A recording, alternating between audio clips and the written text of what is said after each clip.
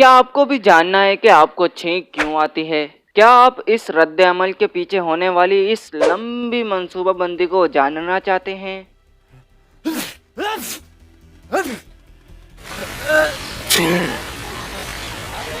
अस्सलामुअलैकुम दोस्तों, आज की वीडियो में जायज़ा लेते हैं कि आपको छींक क्यों आती है।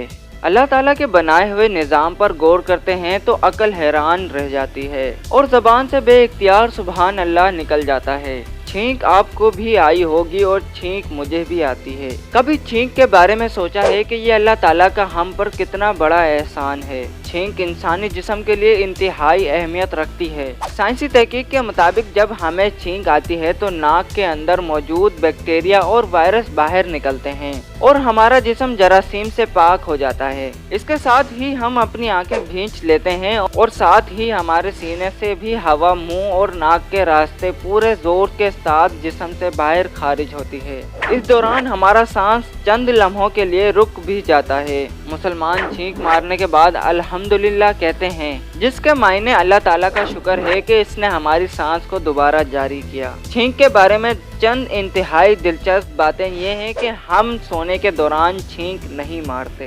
साइंसदानों का कहना है कि अगर छींक आए तो इसे रोके मत, क्योंकि इस तरह खून और दिमाग की शरियानों पर दबाव आएगा और ये सेहत के लिए नुकसानदा है। छींकना वो अमल है जिसमें नाक को तंग करने वाले अवामिल का खात्मा होता है। जब आपकी नाक के अंदर वाले हिस्से में गुदगुदी होती है तो आपके दिमाग के एक खास हिस्से में एक पैगाम जाता है। इस हिस्से को स्नीज सेंटर कहा जाता है। ये स्नीज सेंटर फिर एक पैगाम इन तमाम पट्टों को भेजता है जिनको एक हैरानकुन पेचीदा अमल को पैदा करना होता है, जिसे हम छींक कहते हैं। डायफ्राम, जो कि एक बड़ा पट्टा है, आपके फेफड़ों के नीचे होता है और जिसकी वजह से आप सांस ले सकते हैं। इसके अलावा वो पट्टे जो आपकी आवाज की तार को काबू में रखते हैं और आपके हलक के पीछे के पट्टे, इसके अलावा आंखों के पेवटे के पट्टे। क्या आप जानते हैं कि आप हर बार छींकते हुए आंख बंद क्यों करते हैं?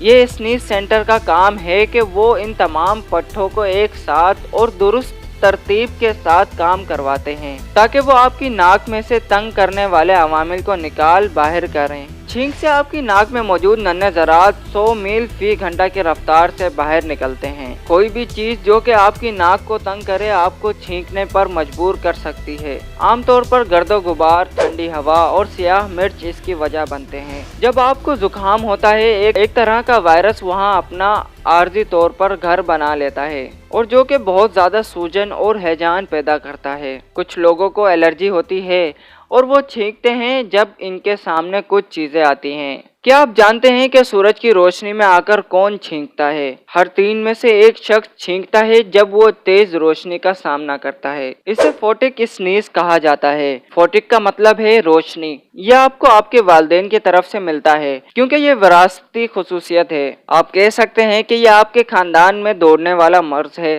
कुछ लोगों में रोशनी के लिए हसासियत होती है जिसकी वजह से इन्हें छींकें आती हैं। क्या आपको कभी ऐसा एहसास हुआ है कि आपको छींक आ रही थी मगर फिर रुक गई? अगली बार ऐसा हो तो कोशिश करें कि तेज रोशनी में गौर से देखें। इसका हरगिज ये मतलब नहीं है कि आप सूरज को देखें और फिर देखें कि रुकी हुई छींक आती है या नहीं।